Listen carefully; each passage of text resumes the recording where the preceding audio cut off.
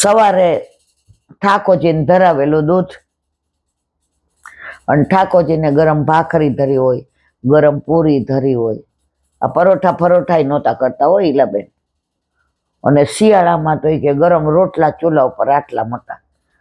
તો પ્રભુને એ કે રોટલા એવા બનાવે અમારી બા, આટલો મોટો રોટલો ફૂલીને દડો થાય, તો ઉપરનું પડ કાઢીને અંદર માખણ હોય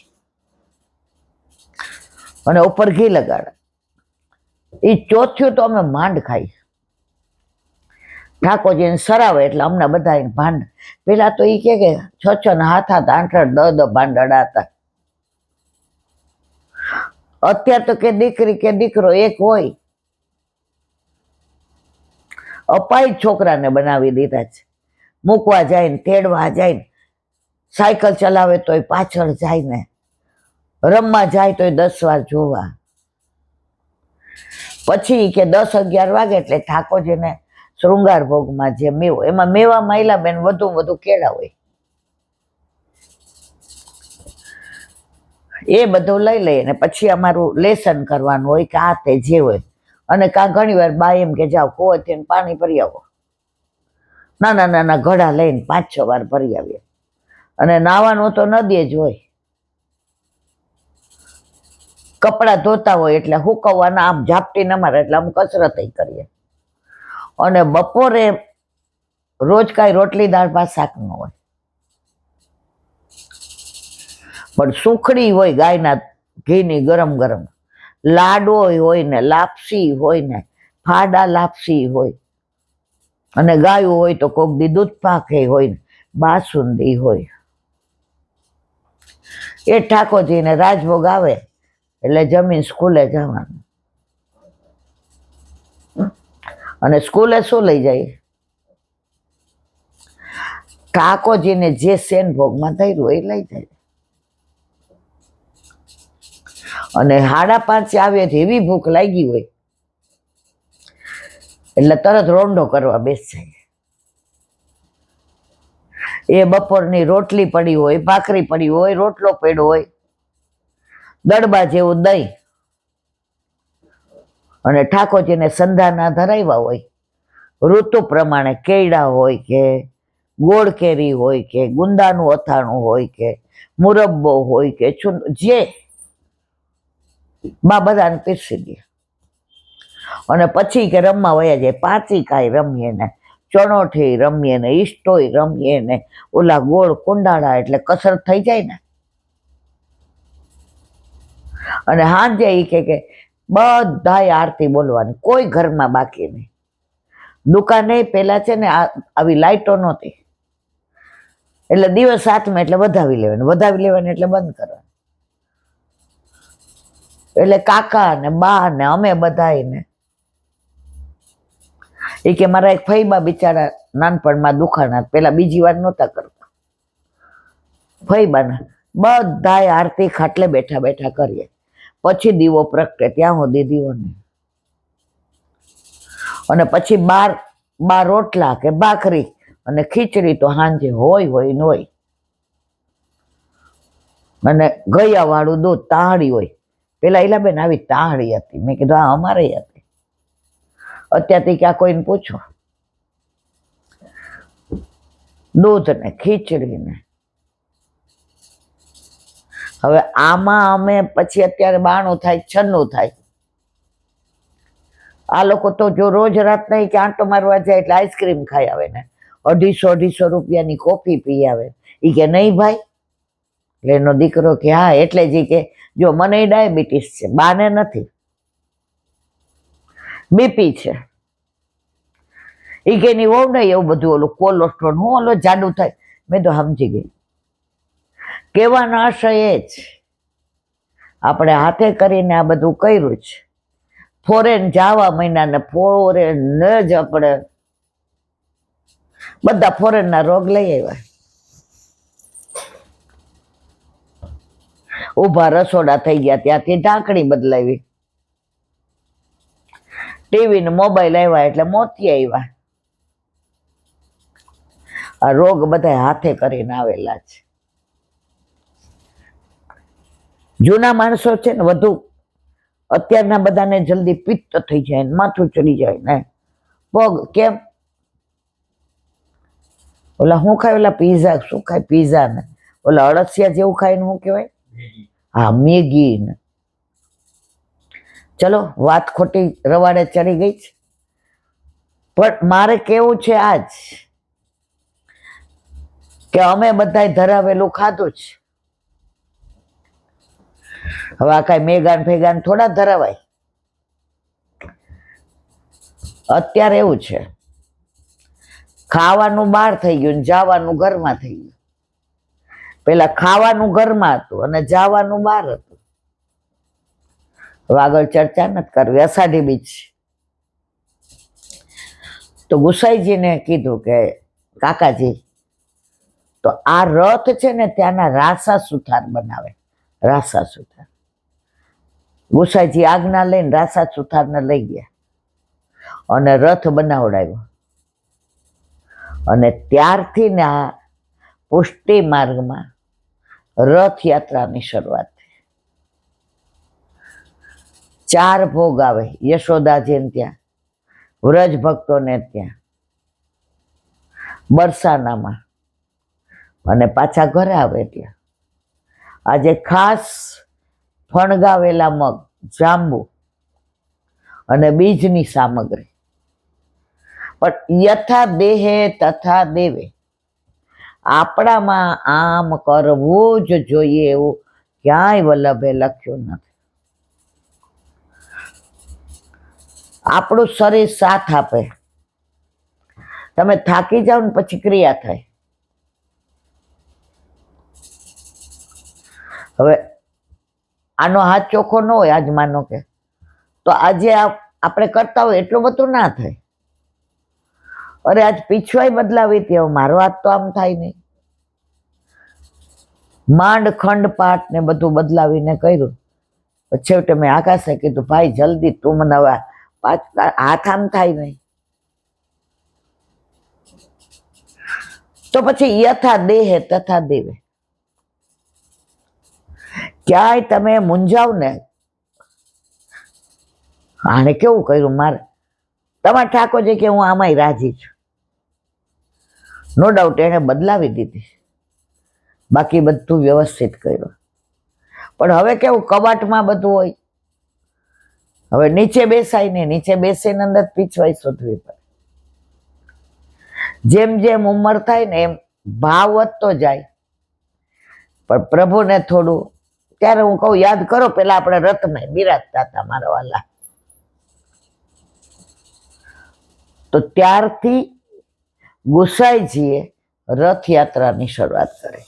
આજે ફણગાવેલા મગ, જાંબુ, બીજની સામગ્રી અને ઘણું બધું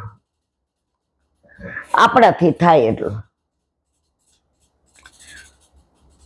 આજે ઠાકોરજીને પાટા છૂટી જાય.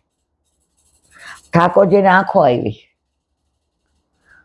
હવે કેટલાય વૈદ્યને બતાવ્યું ને કેટલું, પણ હવે માને વ્યથા, માં લાલાને ક્યારે મટે. આ વાત મેં 2 મહિના પહેલા કરી છે, એટલે લંબાણથી નહીં કહો. તો આખા વર્ષમાં 4 અંકુર ધરાય પ્રભુને. કેટલા? 4. 2 યશોદાજીના ભાવથી આરોગ્ય અને 2 રાધાજીના ભાવથી ને અંગીકાર કરે. હવે જો અષાઢ મહિનામાં ફણગાવેલા મગ, તો ઠાકોરજીના આંખો મટતી નથી. તો ગોકુળના એક મેરાણીએ કહ્યું, યશોદા અહીંયા હું એવું કહું એવું કરીશ? એ કે મારા પ્રાણ આપવા તૈયાર, પણ મારા લાલાના આંખ મટી. એ કે પલાળેલા મગ છે ને આમ હાથમાં રાખ, એ કોટા ફૂટે ને ત્યાં સુધી તારે ઊભું રહેવાનું. થાશે? હું તો આખી જિંદગી ઊભી રહેવા તૈયાર, મારા લાલાના આંખમાં. હવે જેના દીકરા ઠાકોરજી હોય એ માને શ્રમ પડવા દે. યશોદા જે પલાળીને મગ આમ રાખીને આંખ બંધ કરી, ત્યાં તો કોટા ફૂટી ગયા. ઠાકોરજીને અરોગ આવ્યો, આંખો મટી ગઈ. માના ભાવથી આરોગ્ય. પછી અષાઢ, શ્રાવણ, ભાદરવો, આસો, દશેરાના દિવસે ઠાકોરજી ઝવેરા ધરાવે. ઝવેરા કોના ભાવથી? સામનેજીના ભાવ. નવ વિલાસમાં 9 દિવસ સામનેજીને જે વિરહ થયો અને વિરહમાં પ્રભુને મળવા દોડ્યા, તો સામનેજીના ચરણમાં એક જવનું ચિહ્ન છે. એ જવમાંથી ને ઝવેરા થયા. તો પ્રભુ કે મારા માટે આપે આવું કર્યું? તો સિર પર મુગટની જેમ, છોગાની જેમ શૃંગાર પછી એ પાછા ધરાવાય. 10ની જોડ. શું? ઝવેરા. એકમના દિવસે વાવો એટલે દશેરાના દિવસે એવા સરસ થાય. તો એ કોના ભાવથી? સામનેજીના ભાવ. પછી કારતક, માગસર, પોષ, મા મહિના વસંત પંચમી આવી. ઘડાની અંદર અધિવાસન કરાય. આંબાનો મોર ને ખજૂરનો મોર ને આ 5 કામદેવના બાણ, એના ભાવથી 5 આ મોર અંકુરી. એ કળશમાં અધિવેશન થાય, ભોગ ધરાવાય, આરતી કરાય. તો એ કોના ભાવથી આવ્યું? સામનેજીના ભાવ. અંગીકાર કર્યો. આખો ઉદ્દીપન ભાવનું, પણ અમે કહી દીધું છે એટલે વિસ્તાર નથી કર્યો. પછી પછી આવ્યું ફાગણ ને ચૈત્ર. ચૈત્ર મહિનાના પ્રતિપદાએ એટલે કે સુદ એકમે ઠાકોરજીને કોમળ લીમડાના પાંદડા, મિશ્રી અને ઇલાયચીનો ભૂકો, કે આખું વરસ પ્રભુ સાજા સારા રહે. એટલે આપણે લીમડાનો પ્રભુએ અંગીકાર કર્યો છે. માએ પ્રભુના તત્સુખનો વિચાર. તો એ કોના ભાવથી આરોગ્ય? યશોદાજી. તો આખા વર્ષમાં 2 આવ્યા. લીમડો ને મિશ્રી, ઇલાયચી અને આજે ફણગાવેલા મગ, એ યશોદામાના ભાવથી આરોગ્ય. અને વસંત પંચમીનું અને જવ એ સામનેજીના ભાવથી અંગીકાર.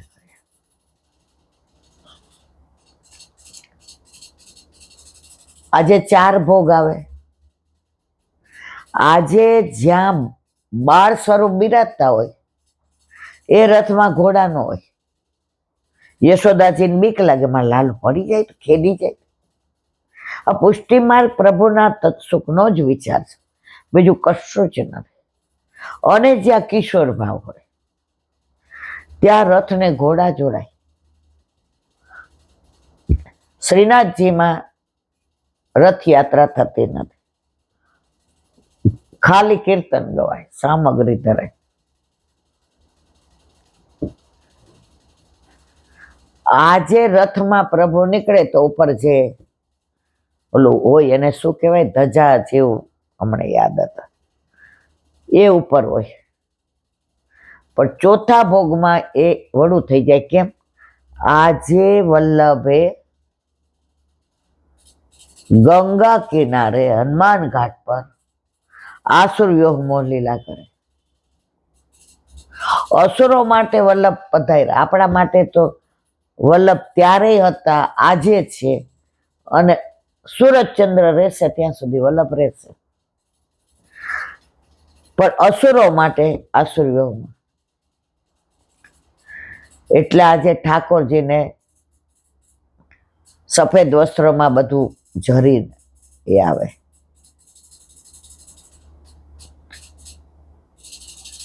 પુષ્ટિ માર્ગમાં એક બી ઉત્સવ ભાવના વિનાનો નથી.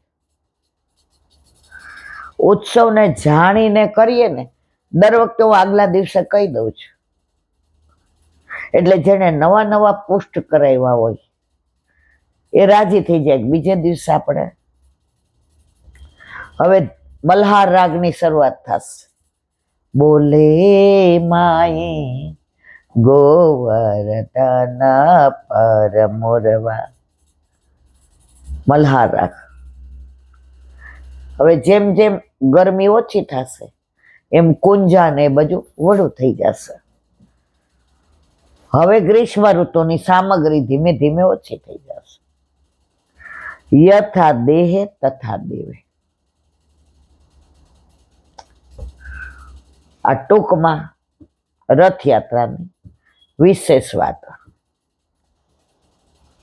બોલો વલ્લભા શ્રી ભાગવત ભગવાન કી. પૂજ્ય જીજીના યુગાલ ચરણારવિંદમાં દંડવત પ્રણામ. ઈશ્વરનું નામ આપણે બે રીતે લઈએ છીએ. એક રીતે સમજીને નામ સ્મરણ કરવાનું અને બીજી રીત છે સમજાવીના નામ રટવાની. શ્રી મહાપ્રભુજીએ શ્રી સુબોધિનીજીમાં નામ લીલાની બહુ જ સુંદર સમજાવટ કરી છે. જો ઈશ્વરનું નામ સમજીને લઈએ તો કોઈ પ્રશ્ન જ નથી, પણ સમજાવીના નામ રટવું કે ના રટવું એવો પ્રશ્ન થાય છે. માનો કે નામ સમજીને લઈએ છે, પરંતુ તે લેતા મન ભટકે તો નામ લેવું કે નહીં? જપ કરનાર સામે આ પ્રશ્ન આવે છે. એક માણસે જવાબ આપ્યો કે તારું મન એકાગ્ર થતું હોય તો નામ લેજે, પણ ખાલી ખાલી ભટકતું હોય તો જીભથી બબડાટ કરવાનો કોઈ ફાયદો નથી. આવાય ઘણા લોકો હોય છે, આખો દિવસ તેમના હાથમાં માળા ફરતી હોય. સવાર ચાલવા જઈએ તો ઘણા આમાં માળા, ખબર તમને મને દર્શન, પણ ધ્યાન તો આમ જ હોય, ચારે બાજુ આમ. આખો દિવસ તેમના હાથમાં માળા ફરતી હોય અને વાતો પણ ચાલતી હોય. આવી રીતે નામ લેવું કે ના લેવું? શ્રી મહાપ્રભુજીએ બહુ સુંદર છનાવટ કરી છે. આપણું મન એકાગ્ર હોય કે વ્યગ્ર હોય તો પણ આપણી જીભથી પ્રભુની નામ લેવાની ટેવ છોડવી નહીં. તમે જાણતા ઝેર પીવો તોય અસર થાય અને અજાણતા પીવો તોય. આજે રસોઈ કરતા હોય આપણને ખબર છે ગેસ છે, પણ વિચારમાં હોઈએ જો આ કુકર અડી જાય તો કેવું થાય? અગ્નિ તો એનું કામ કરવાનો જ છે. એમ આપણે નામ લેશું તો એની અસર તો થવાની જ છે. આપણું મન એકાગ્ર હોય કે વ્યગ્ર હોય તો પણ આપણી જીભથી પ્રભુનું નામ લેવાની ટેવ છોડવી નહીં. બકબક કરીએ, લોકોને પંચાત કરીએ, એના કરતા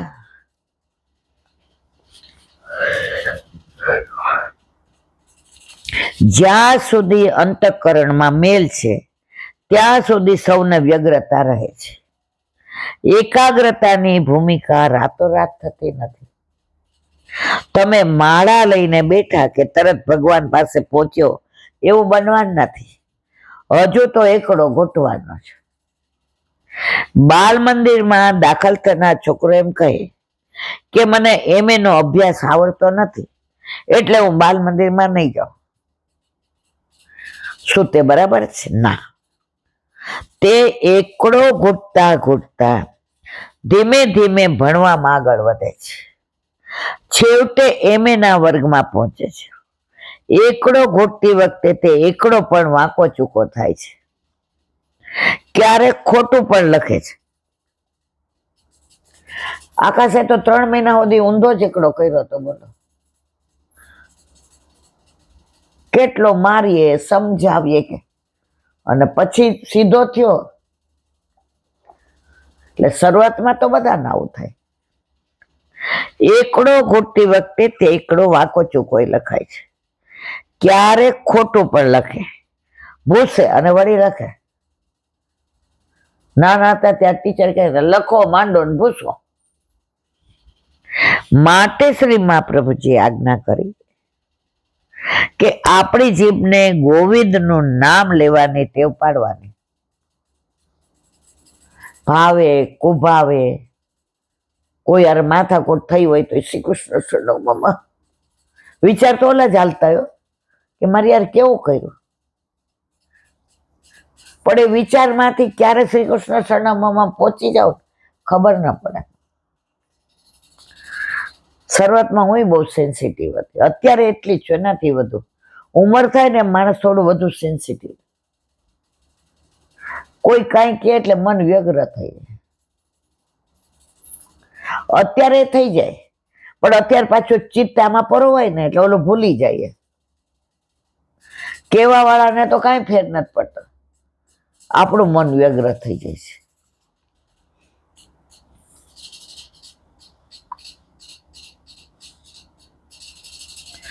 માટે શ્રી મહાપ્રભુજી આજ્ઞા કરી કે આપણી જીભને ગોવિંદનું નામ લેવાની ટેવ પાડી. શરૂઆતમાં વ્યગ્રતાનો અનુભવ થશે અને એ કારણ છે કે એકાંત મારતા આપણું મન ઉછાળા મારતું બહાર આવે છે. તમે એકલા હશો ને તમે માર કરજો, માળા કરો ત્યારે આખી દુનિયાની બધું આપણને યાદ આવે. જો ઓલા લગ્નમાં મળ્યા હતા તો મને કેવો ટોન્ટમાં, હવે હાથમાં માળા છો. આજે મંદિરમાં ગઈ તો ઓલા બેને મને જય શ્રી કૃષ્ણ કર્યું, આખી દુનિયાની વાતો ત્યારે જ યાદ આવે. અરે ત્યારે તો છોડો, સેવામાં ઠાકોરજી ગોદમાં હોય. અરે તૃપ્તિ કાલે તો જો ઓલા મંજુબા મળ્યા હતા, મંજુબાના ફઈબા, તો બોલ મને તો અલા ઠાકોરજી ગોદમાં. ઠાકોરજી ઉદાસ થઈ જાય કે હું મારી બા સામે હસું છું, મૃદુ મૃદુ હાસ્ય કરું છું. મારી માનો સ્પર્શ મને ગમે છે, પણ મારું માનું ચિત્ત તો ક્યાંય વયું ગયું છે. તે વખતે મનમાં સંગ્રહી રાખેલી ઘણી વસ્તુ બહાર આવે. જો આ બધાનો સર્વસામાન્ય પ્રશ્ન છે, એમાં હું ને તમે થોડા બાકાત હોઈએ. સમૂહમાં મન વધારે સતાવતું નથી, એકાંતમાં મંજીરામ બહુ સતાવે. ઘરમાં કોઈ આપણે જરા અપમાન કર્યું હોય, હટ કર્યા હોય, બધા ભેગા હોય ત્યારે વાતો કરતા હોય, પણ જેવા એકલા બેસીએ ને અરે આપણી ઉંમરનો મલાજો નહીં. આજે આપણે કેવી રીતે આ બધું, એ પાછું આપણું ત્યાંથી લગ્ન કર્યા હોય ત્યાંથી ને અત્યાર સુધીનું મન વિચારવા માંડે કે તું ને તિનકા ચુનકર નગરી એક. અને હવે આવું આપણા લિંગ દેહમાં જન્મો જન્મના સંસ્કાર ભરાયેલા પડ્યા છે. એ સંસ્કારોનું પ્રતિબિંબ મન દ્વારા આપણે ઝીલીએ છીએ. મનોવિજ્ઞાન મનમાં ઝીલાતા આ સંસ્કારોને અચેતન મન કે અર્ધચેતન મનમાં સંસ્કારો કહે છે. તેને આપણા શાસ્ત્રો લિંગ દેહના સંસ્કારો કહે છે. કેટલીક દવાઓ એવી હોય જે ખાવાથી શરૂઆતમાં રોગ ઉભરાય. વૈદ્યની દવા લાવો ને શરૂઆતમાં બધું બહાર જ નીકળે. આપણે એમ થાય આવી દવા લેવાય. એ જ્યારથી આયુર્વેદિક બંધ કર્યું ને એલોપેથી ચાલુ કર્યું, બધા રોગને દબાવી દે. એટલે અંદર પછી બધું ના થવાના રોગો થાય. દુખાવો થતો એટલે પેન કિલર. આપણે તો એવા આમ કૂદીએ કે ઓહો, જેવી પેન કિલરની અસર જાય પેલા કરતા વધુ દુખે. અને વૈદો કેવું છે, તાવ આવતો હોય જૂનો તમને અઠવાડિયું બહુ તાવ આવે એમ ત્યાં ખોટી દવા લાવ્યા, એ મૂળમાંથી કાઢે. અમારે એક સંબંધીને ખે રોગ થયો તો ટીબી, હવે અત્યારે તો લગભગ નામ શેષ થઈ ગયો છે. તો એક ગામડાના વૈદ હતા ને એને એ બતાવવા ગયા,